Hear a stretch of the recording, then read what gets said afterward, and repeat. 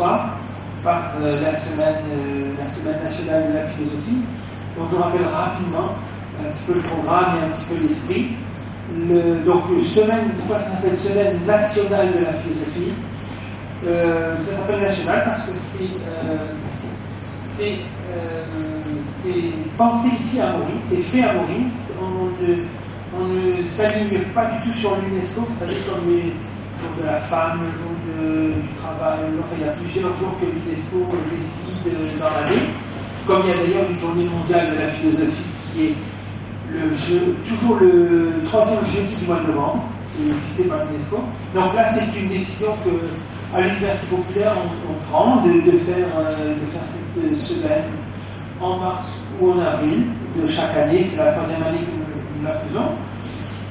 Voilà, donc on commence ce soir, donc je vais revenir pour ce soir, vendredi.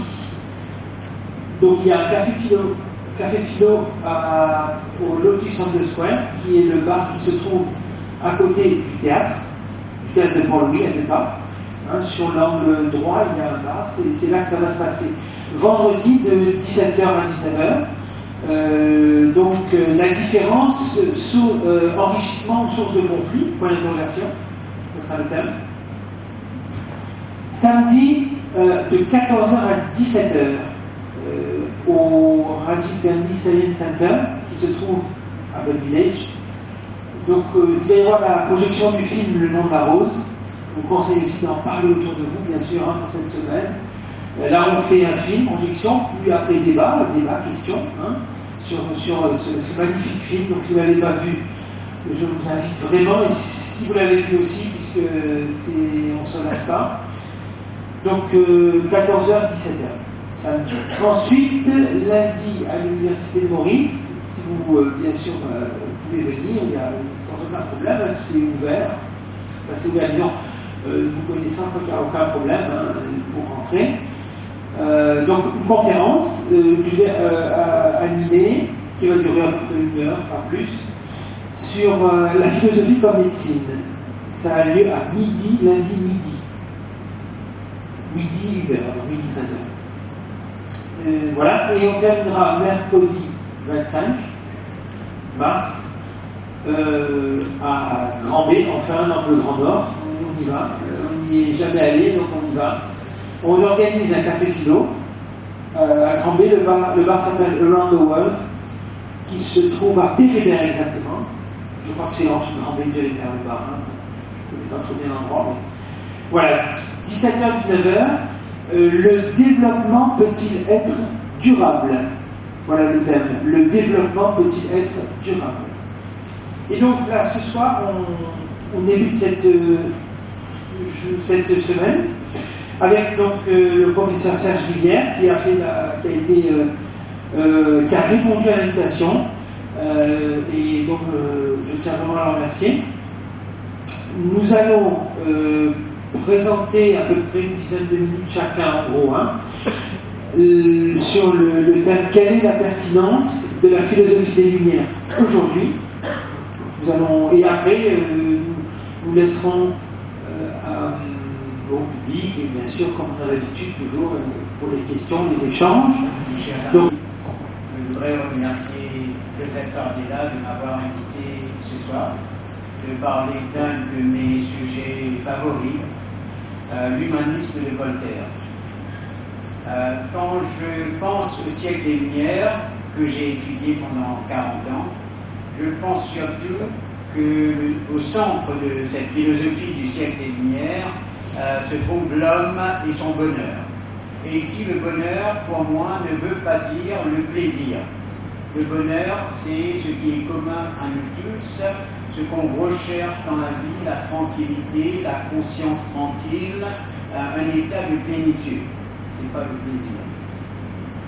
Alors, puisque les philosophes du siècle des Lumières ont essayé de changer la façon commune de penser, de réformer la société, il faut voir ça dans le contexte du but, de l'objectif principal qui était vraiment le bonheur. Comment créer le bonheur sur la Terre? Et il n'y avait aucune différence aucun obstacle entre le bonheur sur la terre, le bonheur terrestre et le bonheur dans les cieux. Même si certains ont eu des doutes, comme Diderot quant à l'âme immortelle, le bonheur demeure quand même le centre de leur préoccupation. Alors, la question que je me pose, c'est est-ce qu'il faut lire Voltaire, puisque c'est mon sujet de prédilection aujourd'hui, est-ce qu'il faut lire Voltaire de nos jours? Oui, si vous considérez que Voltaire et les philosophes du XVIIIe siècle représentent en fait un pas vers un monde moderne. La technologie, la science, l'encyclopédie, cette grande œuvre qui a commémoré les métiers à l'envers des œuvres, si on en croit les statistiques. Les religions ne s'entretuent pas, le sang sur la famille existe, il y a quand même une assez bonne éthique. Si tout n'est pas bien, tout est passable. Mais est-ce qu'il faut en fait se regarder d'un œil complaisant? Face à un monde bouleversant et bouleversé, est-ce qu'il faut dire au secours, Voltaire? Viens à notre secours. Il y a la guerre dans divers coins du monde, il y a des extrémistes et des fanatiques de toutes poils, l'injustice envers les journalistes qu'on met en prison dans certains pays, il y a la violence entre les femmes contre les femmes et les enfants, l'égoïsme de la bourgeoisie, un impérialisme colonial qui renaît parfois en plein essor. Les politiques modernes fanatisent les masses et donnent de l'actualité aux idées de Voltaire. René Pommeau, dans Voltaire comme par lui-même, dit « Les gens comme il faut ne songent qu'à leurs intérêts, à leur plaisir. Ils prennent allègrement leur parti des injustices dont souffrent les œuvres, surtout quand ils en profitent. » Voltaire pousse le cri du sang innocent. Ils ne l'entendent pas.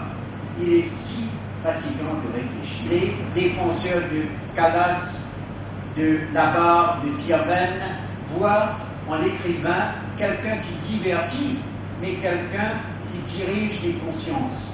Et on a besoin de cette direction de conscience. Enterré au Panthéon à côté de Rousseau, vous savez, les deux grands ennemis sont côte à côte, ils doivent se quereller toute la nuit, toute la journée, et ils s'entretuent. Mais peu importe, les deux ont contribué à la Déclaration des droits de l'homme. Je vous rappelle le premier article, les hommes naissent et demeurent libres et égaux en droit. Les distinctions sociales ne peuvent être fondées que sur l'utilité commune. Et dans le discours sur l'homme, Voltaire, dans le premier discours, Voltaire écrit sur l'égalité des conditions. Deuxième discours, de la liberté. Troisième discours, de l'envie. Quatrième, de la modération de tout. Cinquième, sur la nature du plaisir. Sur la nature de l'homme, sixième discours. Sur la vraie vertu, septième discours. La vertu, pour Voltaire, c'est pas la vertu religieuse, c'est la vertu morale. Bienfaisance envers le prochain.